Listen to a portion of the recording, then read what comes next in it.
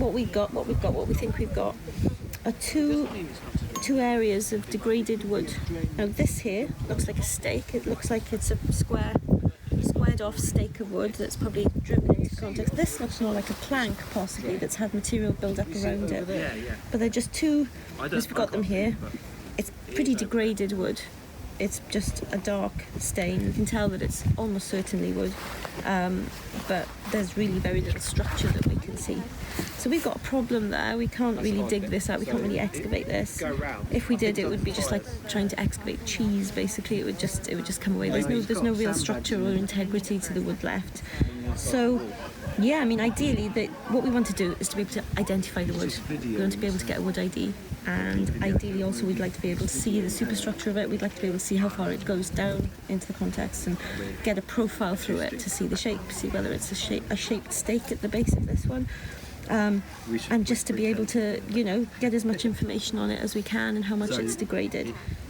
Okay, so after a lot of detailed discussion with Anne and Nick, we think that our best chance of getting a wood ID from something this degraded is to sample it in a way that we can look at it under the microscope.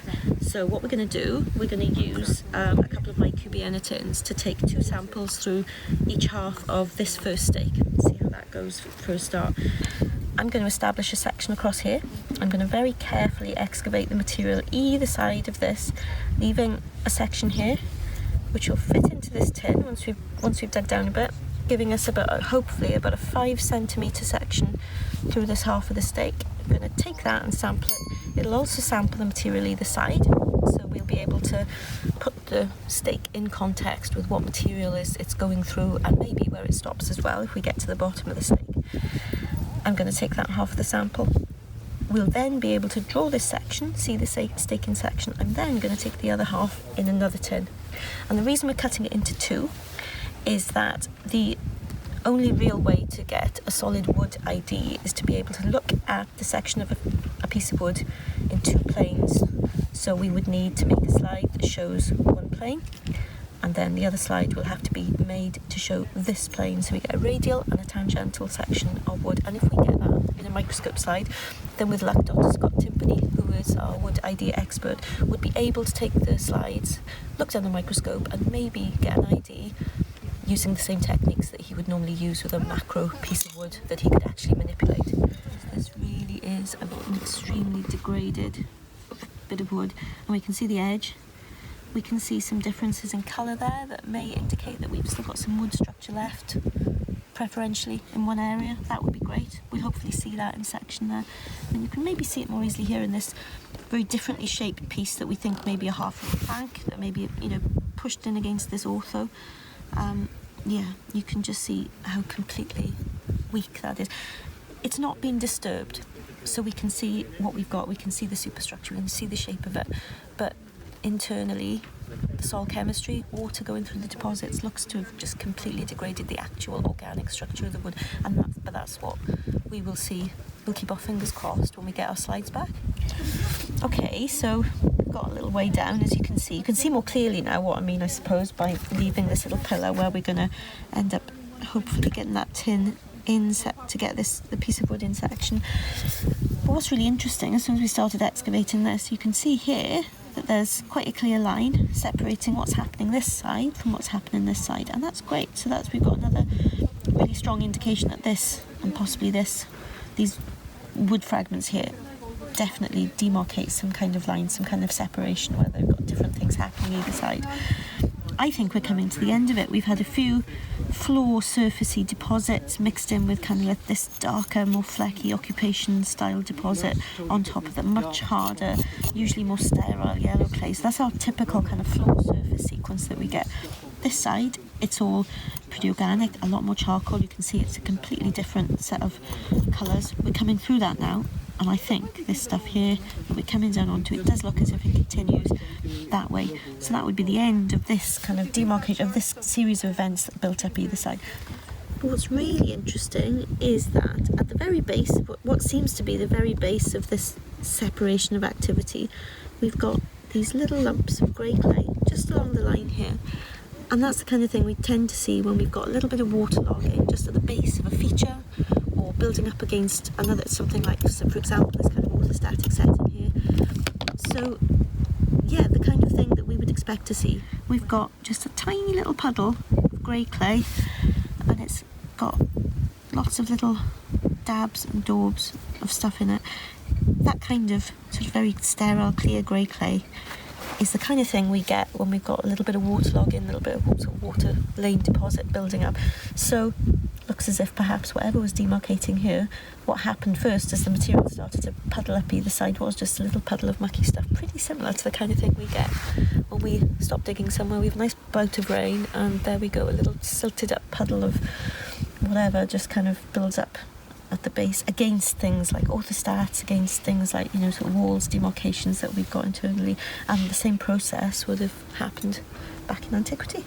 So, as you can see, we've excavated all the way down, just past the depth of this tin, which we're going to press into there and hopefully take this half section sample. It's been really interesting. We've still got this division, this edge has been maintained all the way down. You can't see it very clearly. We've had a few stones in there which we've had to take out, so hence that being lower than this area at the moment. And we're still mid-excavation. Obviously, the deposits will carry on going down. We've just sampled and excavated as low as we need to go to take this section here. So that's the moment of truth. Here we've got our tin, and the most important thing about it is showing which way up it's going to be. What I'm going to do now is try pressing this into here. I have to cut through that base there and try and get this half of the stake inside this tin. So let's just pray that we don't run into a stone halfway through.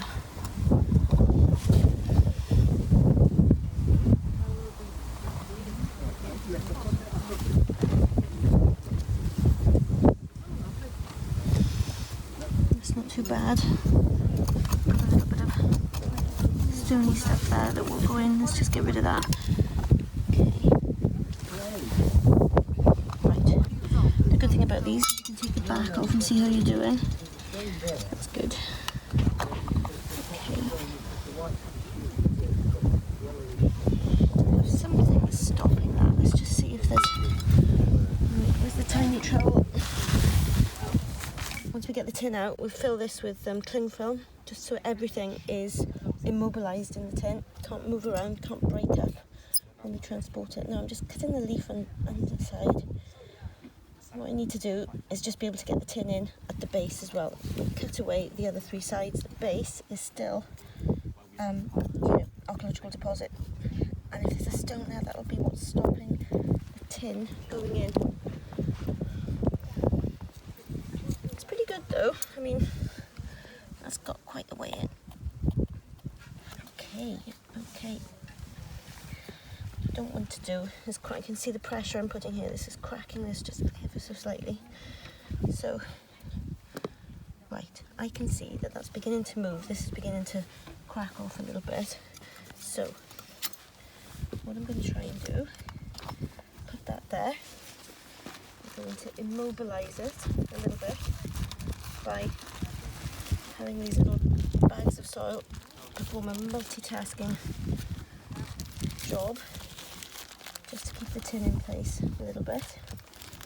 Right, and what I'm going to try and do now is just section the wood, and then we can hopefully push that back in. It doesn't have to be exactly in the middle, as long as we've got enough to have a full radial section and then a section go in the opposite direction from the other tin, then we can still hopefully get an ID as long as we've got enough of the wood preserved. So let's just clean this off a little bit.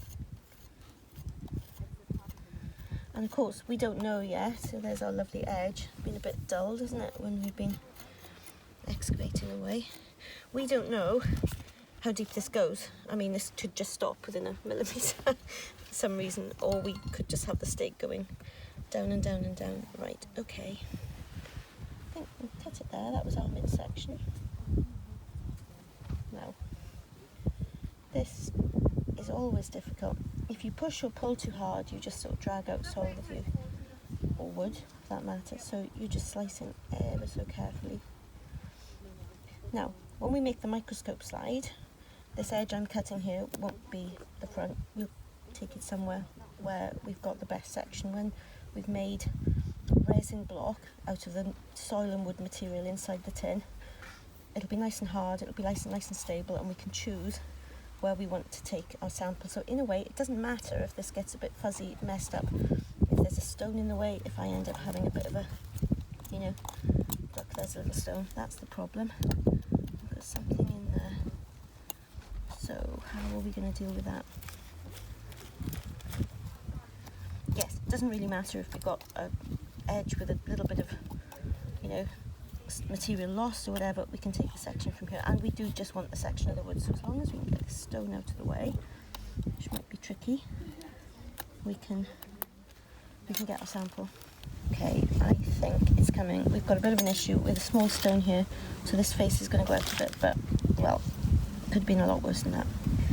So I'm going to very, very carefully try getting this back in the section edge. You can feel that the whole tin is free. But here, probably time for the fish slice. Now that we've got a separation, see, I don't want to wreck the edge too much, and this is quite a thick, blunt instrument, but it goes through the whole section. This is east. This is south. That's west.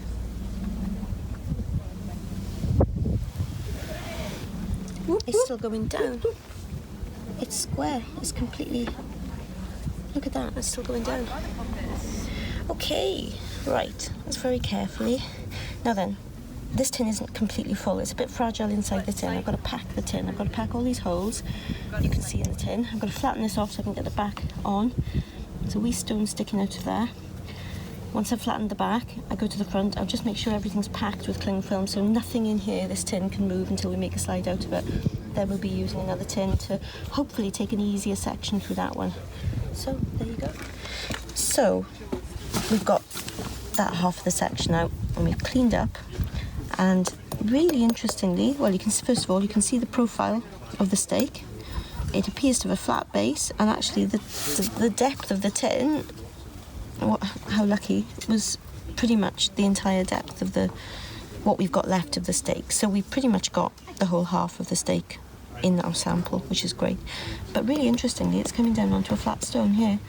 It's not a very, it doesn't look like a very substantial stone, but it's obviously quite interesting that the stake appears to be sitting on a stone. So something else for us to start thinking about, whether that's deliberately placed when we continue excavating. But for now, what we're going to try and do next, we've got our first half of the stake in this sample. We're going to press this in and try and get the whole of the rest of the stake in another sample that we can make another microscope slide from. So let's see how difficult this is going to be to do. We'll probably get a slightly better sample. We can see the front end, we can see the section face here. It looks a bit more solid. The other sample had a few stones sticking out of it. We did get the entire section, but I'd like to think that we'll get a good sample from this one as well. Okay. So there you go. After a little bit of struggling, we've got that out. That was quite hard to get out actually, because the stone is sloping upwards, so we just had to cut out the block. You can see it's cracked a little bit, but that will be fine for a microscope slide. You can see really clearly now where our degraded wood is and the differences in the two series of contacts that's built up the other side. So that's pretty good. So nice and recorded, and depending on what Scott, our wood expert, wants to do, we'll be taking a thin section slide across the most appropriate plane of angle across the wooden stake. So great, we've got it all out. So on to the next one.